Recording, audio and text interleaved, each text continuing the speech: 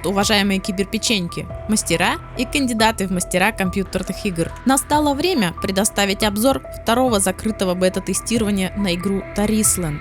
Я теперь буду говорить Tarisland, так как по-русски это звучит более приятно. В этом обзоре я вкратце расскажу, что предлагает игра на данный момент. И первое, что нас встречает в любой MMORPG, это квесты. Многие квесты понравились мне в этой игре тем, как они организованы. В этой сцене, например, нужно идти по следам. Присутствуют также скрытые квесты, которые нужно собрать по кусочкам. Есть и такие, в которых не сразу догадаешься, что нужно делать. А некоторые квесты и сцены просто красивые.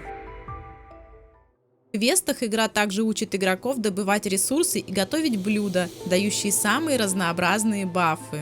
Кстати, ивент, прошедший на данном тестировании, был посвящен кулинарии. Но поскольку я качала и одевала несколько персонажей, то готовила я в это время только одно ивентовое блюдо, дающее крылья, а также бутерброды для себя.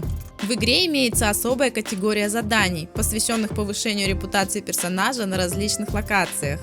Интересные сундучки, разбросанные тут и там по территориям, можно будет открыть, например, только на 5-м уровне репутации, а для многих из них нужно будет и еще кое-что.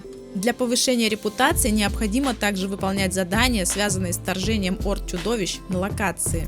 Кроме того, такие задания дают большое количество ресурсов, жизненно важных для прокачки персонажа. И я бы назвала такие задания довольно скучной рутиной, потому что как раз они не показались мне интересными. В основном ходим и бьем мобов, но их значение, как я это вижу, огромно. Репутацию на локациях можно также поднять с помощью крафтовых предметов. Кстати, о крафте. На данный момент в игре представлены 5 профессий. Переключаться между ними разрешено 1 раз в час, и качать можно то одну, то другую. С помощью каждой из профессий создаются предметы, необходимые игрокам в различные моменты, поэтому придется побыть и алхимиком, и ремесленником. Одни ресурсы игроки смогут добывать в игровом мире с помощью инструментов, а другие получать из данжей. Ресурсы имеют уровень редкости. Чем более редкий ресурс будет использован в крафте, тем с большей вероятностью игрок получит лучший результат. Наилучшее снаряжение в игре можно получить с помощью крафта или при прохождении подземелий. Самое первое подземелье является обучающим, и в состав группы вместе с игроком входят боты. Данжей в игре очень много, и каждый из них имеет как минимум 2 категории сложности. И награды, разумеется, разные. Меня приятно удивили и порадовали некоторые механики данжей, но большинство механик, скорее всего, будут уже знакомы игрокам. Часто бывает, что на обычном уровне сложности подземелья людям приходится играть в компании ботов, и, к сожалению, это может быть фатально для нескольких попыток прохождения. Боты тоже ошибаются. Наряду с обычными данжами, рассчитанными на 5 игроков, имеются также рейдовые для 10 человек.